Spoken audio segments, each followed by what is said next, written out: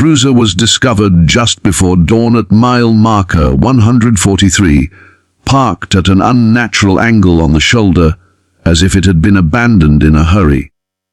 Its engine was still running, headlights burning holes through the early morning fog, and the light bar continued to spin in slow, hypnotic circles that painted the swamp in pulses of red and blue.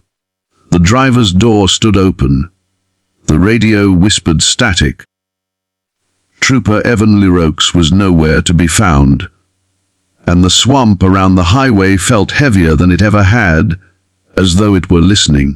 Evan had worked Louisiana highways long enough to respect the places that made the hair on his neck rise. Mile marker 143 was one of them. The road narrowed there, swallowed by cypress trees and black water that reflected the sky like a broken mirror. Locals avoided stopping on that stretch, and even veteran troopers felt uneasy when their patrol routes took them through after midnight. Still, Evan was the kind of officer who answered calls without complaint. At 2:11 a.m., he radioed in a routine traffic stop, his voice steady, professional, ordinary in every way. 2 minutes later, dispatch tried to check on him. There was no reply. When Evan finally keyed his mic again, his voice sounded distant, warped by interference that shouldn't have been there. He said there was another cruiser on scene, a statement that made no sense. No unit had been dispatched nearby, and no one acknowledged responding. Before dispatch could ask for clarification, the transmission dissolved into static mixed with a faint, wet sound, like footsteps moving through shallow water. Backup arrived to find Evan's cruiser exactly where he had left it.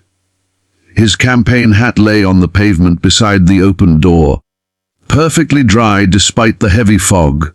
His flashlight rested on the seat, still on, its beam cutting through mist and illuminating nothing. There were no footprints, no skid marks, no sign of a struggle. It was as if Evan had simply stepped out of existence.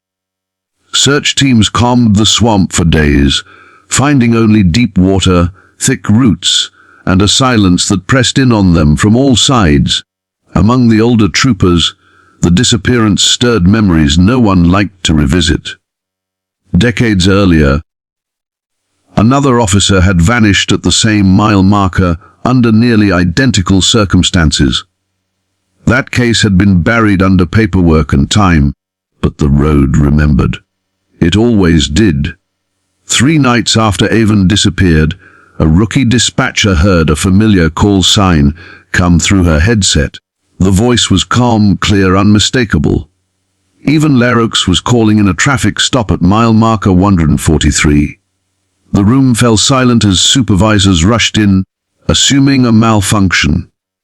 They tried to respond, but the voice returned on its own, mentioning an uncooperative driver before cutting out abruptly. No cruiser was logged there. No unit acknowledged seeing anything on their dash cams. Reports began trickling in from civilians soon after. A truck driver claimed a state trooper had pulled him over on that stretch of highway, only to vanish when he stepped out of his cab. A family said they saw flashing lights in their rearview mirror, then nothing at all. Each account shared the same unsettling detail. The trooper never spoke, never moved much, and seemed soaked, as if he had just climbed out of the swamp itself. The department quietly adjusted patrol routes, instructing troopers not to initiate stops near mile marker 143 unless absolutely necessary. Even Leroux was eventually declared dead, his body unrecovered, his badge never found. Yet the calls never completely stopped. Every so often, usually during foggy nights when the swamp crept close to the road, a transmission would slip through the radio, static-laced, calm and patient. They called it a road only out of habit, a narrow ribbon of cracked asphalt slicing through miles of Louisiana swamp, where the trees leaned inward and sunlight rarely touched the ground. Official maps gave it a number, but troopers knew it by reputation alone. If your patrol route took you there after midnight, you drove faster, spoke less, and never stopped unless ordered. Too many officers had vanished along that stretch for coincidence to explain it away. Trooper Marcus Hebert learned about the road his first month on night shift. The warning came quietly, passed from one veteran to another while lockers slammed shut and radios crackled to life. Cars stalled there without explanation. GPS units spun uselessly. Radios picked up whispers instead of dispatch. And sometimes, troopers arrived at roll call the next day, unable to remember entire hours of their shift, their uniforms soaked with swamp water they couldn't explain. Marcus didn't believe in ghost stories, but belief didn't matter the night his cruiser engine died right in the middle of that stretch. One moment he was rolling at 55, the next the dashboard went black and the engine coughed into silence. The swamp closed in immediately. Fog drifted low over the road, thick enough to swallow his headlights. When he reached for the radio, it hissed with static so loud it hurt his ears. He stepped out of the cruiser, boots crunching softly on gravel. The air smelled of rotten stagnant water, heavy and wet in his lungs. Somewhere nearby, something splashed. Marcus told himself it was an animal, but the sound repeated, slow and deliberate, like footsteps pacing him from the tree line. He shined his flashlight into the swamp and caught movement. Shadows slipping between cypress trunks, always just out of reach. The radio suddenly crackled to life. A voice came through, calm and professional, using an old call sign Marcus recognized from training manuals. The trooper who owned that call sign had died years earlier, swept away during a flood while responding to a crash on this very road. The voice asked Marcus if he needed assistance. When Marcus tried to answer, the radio cut out again, leaving only the sound of insects and his own breathing. Minutes stretched unnaturally long. Marcus felt disoriented, his thoughts slowing, the road behind him seeming farther away than it should have been. He noticed then that the fog wasn't moving like fog should. It curled inward, forming vague shapes that stood where people might stand. His flashlight flickered, and for a split second, he saw a cruiser parked ahead of him, an older model, half sunk into mud, its light bar dark. Blinking hard, he looked again. The cruiser was gone. When his engine finally roared back to life on its own, Marcus didn't question it. He climbed in, slammed the door, and drove until the swamp thinned and the road widened, not stopping until the sun began to rise. At roll call, supervisors noticed his uniform smelled of swamp water, his boots stained dark with mud. Marcus couldn't explain how it got there. Worse, he couldn't account for nearly 40 minutes of his shift. Other troopers had similar stories. Some remembered voices guiding them off the road and back to safety. Others recalled seeing fellow officers standing motionless among the trees, uniforms faded, faces pale, eyes reflecting light too brightly. A few never came back at all. Their cruisers were found days later, engines cold, doors open, radios softly humming. Official reports blamed accidents, disorientation, equipment failure. Unofficially, the road earned a new rule: no solo patrols, no stops, no responses unless lives were clearly at risk. Even then, dispatch kept units moving through quickly, as if lingering too long invited something to notice. It began as a routine transport, the kind Louisiana state troopers handled without a second thought. Trooper Nathan Collier picked up the prisoner just after sunset from a rural parish jail, tucked between sugarcane fields and swamp. The man had been found wandering along a back road, barefoot, clothes torn and soaked, unable or unwilling to explain where he came from. He hadn't resisted arrest. He hadn't spoken at all. He had only stared, eyes unblinking, reflecting light in a way that made the deputies uneasy. Nathan secured him in the back of the cruiser and started the long drive toward Baton Rouge. The sky darkened fast, swallowing the last strip of orange on the horizon.